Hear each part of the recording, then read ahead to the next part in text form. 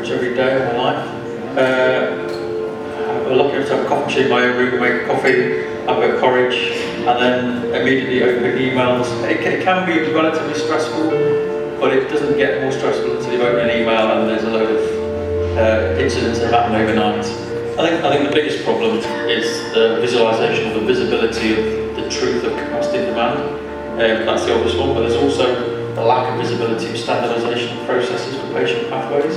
One of the biggest challenges is patient flow and ensuring that every patient that comes through an acute hospital has value added to their stay. We've got multiple systems that are giving us data streams from different resources, be that bloods, x-rays, the electronic patient records, and there was no single system that brought all those elements together and packaged it in a way that made it useful for everybody, so you had one standard version of the truth.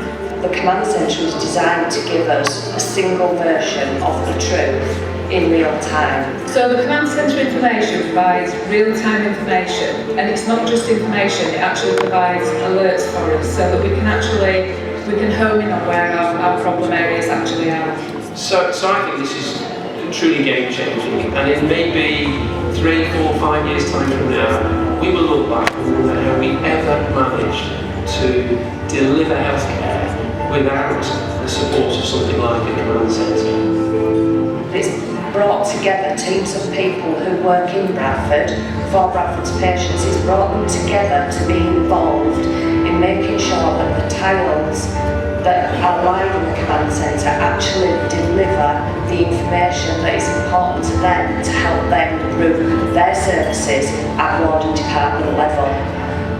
But also the bespoke area allows us to hold our site meetings. It's allowed me to have an infrastructure to standardise the way we approach the different areas of improvement we've identified. It's given us a more robust governance structure, and it's also allowed us to target areas that we know is a problem in a more sustained fashion. The command centre unlocks the potential assets that we've got and capacity we might not know about. It's something that really supports our clinicians and our managers to take effective action.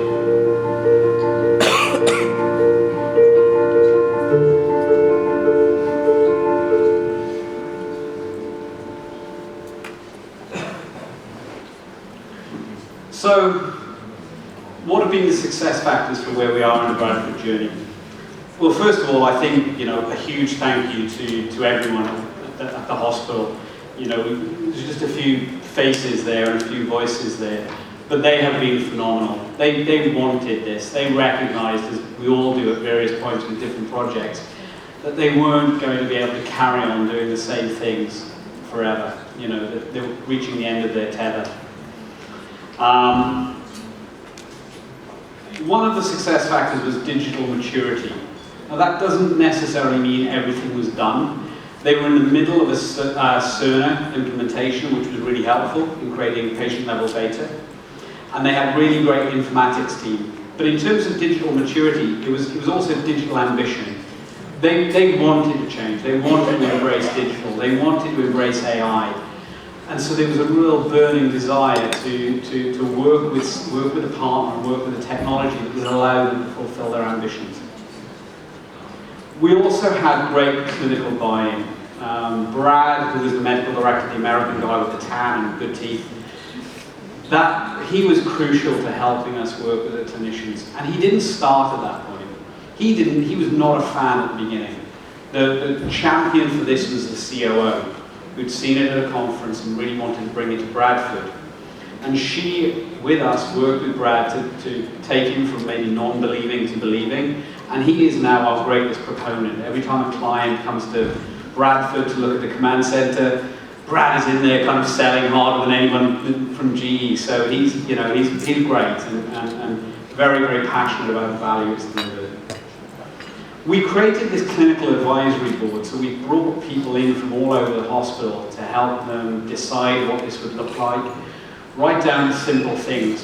What do you want to call it? You want to call it a command center, mission control, you can name it anything you like, not precious.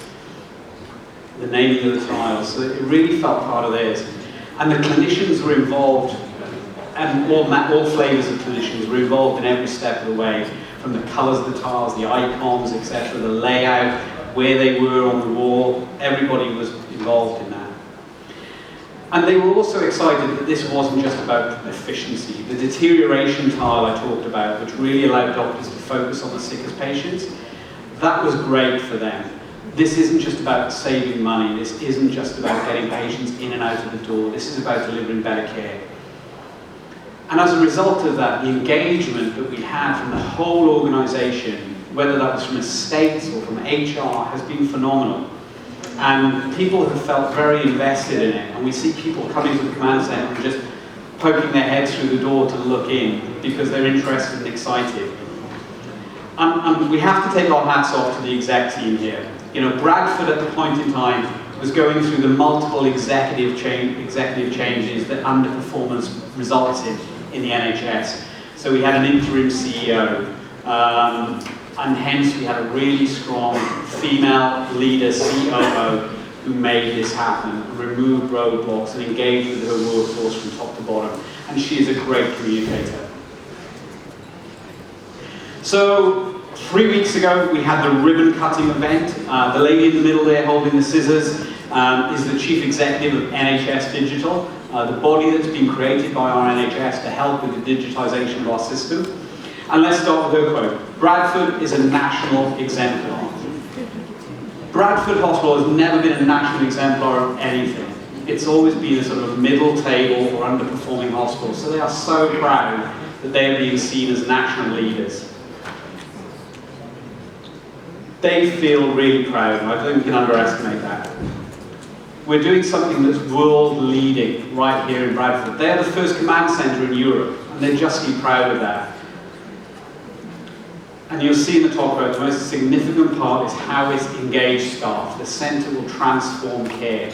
For a hospital that has been through the journey that Bradford has, through some really tough times, through multiple executive changes, through multiple interrogations from our regulators, that is a really inspiring message to come through.